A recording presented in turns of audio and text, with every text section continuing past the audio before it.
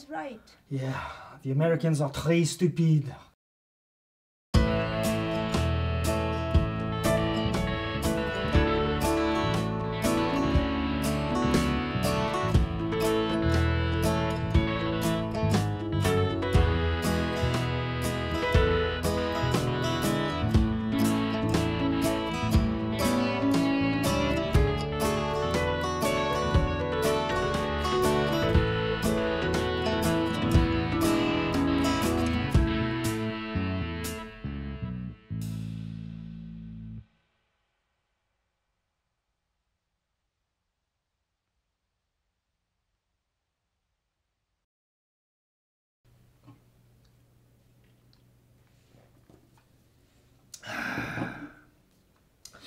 Mr. Khải, Miss Michelle, I want to thank you both for coming in here today, and I particularly want to thank your dad, François, for putting us in contact. You know, I wore this shirt today. It's by Yves Saint Laurent. It's a French designer, and your Papa François gave it to me. I love that man. Yes, thank you, Hank, for inviting us here. Yes, thank you, sir, for inviting us. So how do you like Texas so far? It's okay so far. A lot of cows. Yeah. A lot of cows. It's big, huh? Yeah. Everything's big in Texas. It's a big state. Got big buildings. People are big. But most importantly, we Texans, we like to think big, all right? That's why I brought you in here, because I've been thinking a lot, and it's thinking big, and I'm going to need your help. Yeah, I mean, Michelle's papa originally was going to connect us to someone in the American, intelligence services, but now you've reached out to us first. Yeah, what a nice surprise. Now, I understand you've been researching about some historian in North Vietnam, is that right? Yes, that's right. What's his name? Mr. Đào Duy Anh. Đào Duy, yeah, I got it here. Đào Duy, hell, I can't read these Vietnamese names.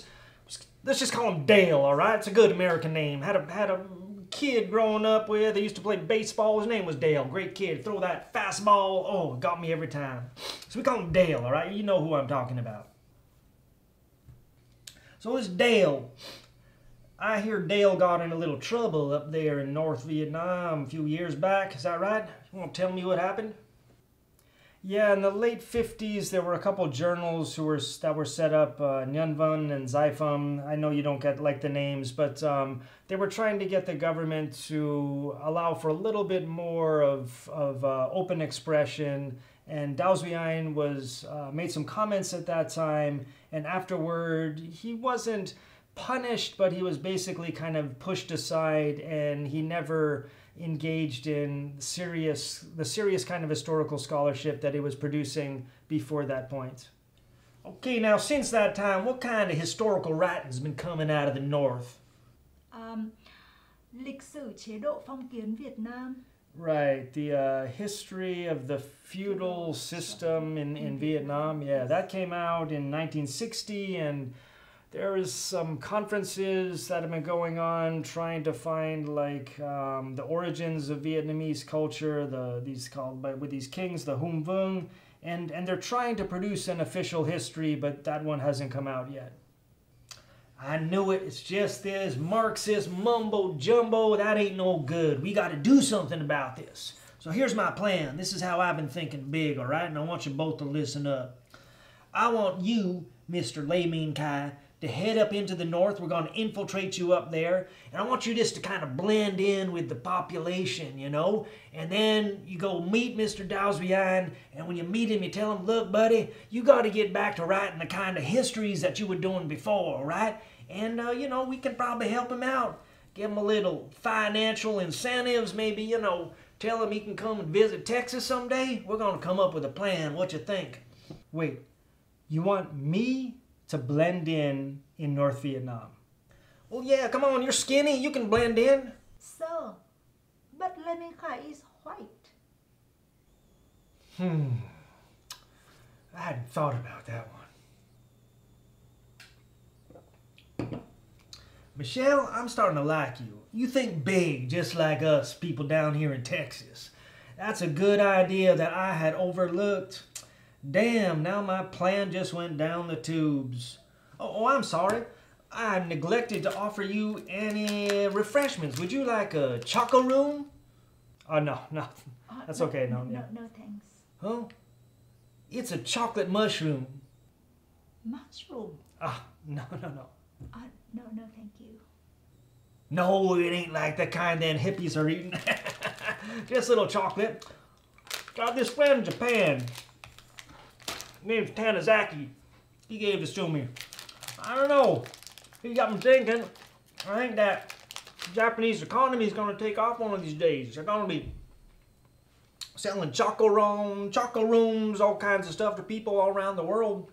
Going to change the world. So, you might know that there are historians working in Saigon too. They got historians in Saigon? How come I never heard of these people? Who they got down there? For example, historian Tạ Chí Đại Trương and historian Nguyễn Phương. Yeah, Nguyễn Phương wrote a history of Vietnam recently, right? Yes. Nguyễn Phương. Who else we got? And then there's also this philosopher named Kim Dean who, he is kind of a historian at the same time, and he's come up with all these ideas about how the Vietnamese are the ones who basically sort of invented everything in East Asia, from agriculture to the ideas in the Confucian classics. He's very, very nationalistic. Now that's what we need. We need a nationalist, all right? We need someone who's going to talk about Vietnam, get people all excited, get them united together, and get them to resist all that Marxist mumbo-jumbo primitive communism stuff. What's this guy's name again? Kim Ding. Kim Ding Ding. That's another Vietnamese name. Kim Ding Ding Ding-a-ling Ring Ding. Ring Ding. That's a good American name. You ever had a ring ding before, Michelle? Oh, they're damn good. They're better than these choco rooms for sure. Okay, ring ding. You say he's down in Saigon? Yes. Okay, well, I'll go look him up. We'll see what ring ding can do for us. And hopefully he's going to be thinking as big as we Texans and you, Michelle, all right? I want to thank you so much for stopping in today, all right? I just, you've all been such a good help, and you came all the way to Texas just to help us. That's really kind of you. So I got to get back to work. I'm sure you can see yourselves out. All right. Mr. Kai, Miss Michelle, I look forward to meeting y'all again, all right? Yes. Thank you, sir. And when you get the time, y'all come back to Texas, all right? Whew. I'm afraid my papa is right. Yeah, the Americans are très stupides. We gotta get out of here. I need to get someplace closer to the future.